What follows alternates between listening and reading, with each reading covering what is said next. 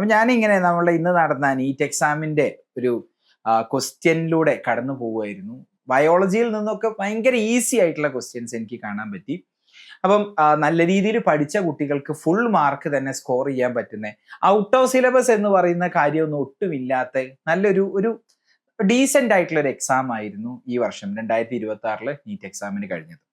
ഇനി നിങ്ങൾ ജൂൺ 7 തീയതി വരുന്ന ഐസർ ആപ്റ്റിറ്റ്യൂഡ് ടെസ്റ്റിന് ബയോളജി ഇതുപോലെയാണോ പ്രിപ്പയർ ചെയ്യാൻ ഉദ്ദേശിക്കുന്നത്?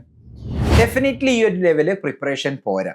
ഇപ്പം നീറ്റിന് വന്ന ക്വസ്റ്റ്യൻസിന്റെ ഒക്കെ ഒരു പാറ്റേണിൽ നിന്നും എൻറ്റയർലി ഡിഫറെന്റ് ആയിട്ടുള്ള ഒരു പാറ്റേൺ ആയിരിക്കും ഐസർ ആപ്റ്റിറ്റ്യൂഡ് ടെസ്റ്റിന് വരിക എന്നുള്ളത് നിങ്ങൾ പ്രീവിയസ് ഇയർ ക്വസ്റ്റ്യൻസ് മാത്രം ചെയ്ത് നോക്കിയാൽ നിങ്ങൾക്ക് പിടി കിട്ടുന്ന കാര്യമാണ്.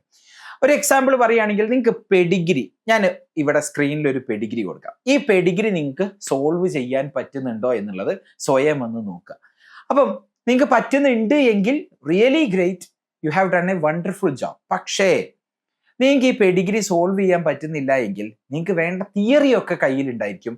പക്ഷെ ഒന്നും കൂടെ ഒരു സ്റ്റെപ്പും കൂടെ മുകളിൽ നിങ്ങളൊന്ന് പ്രാക്ടീസ് ചെയ്തെടുക്കുകയാണെങ്കിൽ 31 ദിവസം കൊണ്ട് യു ക്യാൻ ഡെഫിനറ്റ്ലി ഒരു ഐസർ ആപ്റ്റിറ്റ്യൂഡ് ടെസ്റ്റിന്റെ ലെവലിൽ എത്താൻ സാധിക്കും. അപ്പൊ അതുപോലെ ഒരു സ്ട്രക്ചേർഡ് ആയിട്ടുള്ള പ്രിപ്പറേഷൻ ആണ് നിങ്ങൾ ഈ 31 ദിവസം ഉദ്ദേശിക്കുന്നത് എങ്കിൽ, നിങ്ങൾക്ക് ഒരു പ്ലാൻ വേണമെങ്കിൽ, നിങ്ങൾക്ക് തിയറി ക്ലാസ്സുകൾ വേണമെങ്കിൽ, നിങ്ങൾക്ക് ഡൗട്ട് ക്ലിയറൻസ് വേണമെന്നുണ്ടെങ്കിൽ ഒരു പേഴ്സണൽ ആയിട്ടുള്ള മെന്റർ, ഐസറിൽ തന്നെ പഠിച്ചുകൊണ്ടിരിക്കുന്ന ഒരു പേഴ്സണൽ ആയിട്ടുള്ള മെന്ററിന്റെ സഹായത്തോട് കൂടിയിട്ടും നിങ്ങൾക്ക് പ്രിപ്പയർ ചെയ്യണമെന്നുണ്ടെങ്കിൽ നമ്മൾ മെയ് 5 തീയതി ഒരു ക്രാഷ് കോഴ്സ് സ്റ്റാർട്ട് ചെയ്യുന്നുണ്ട്. തീർച്ചയായിട്ടും നിങ്ങൾക്ക് അതിൽ ജോയിൻ ചെയ്യാവുന്നതാണ്. കൂടുതൽ ഡീറ്റെയിൽസ് അറിയാൻ വേണ്ടിയിട്ട് താഴെ കാണുന്ന നമ്പറിൽ നിങ്ങൾ കോൺടാക്ട് ചെയ്യുക.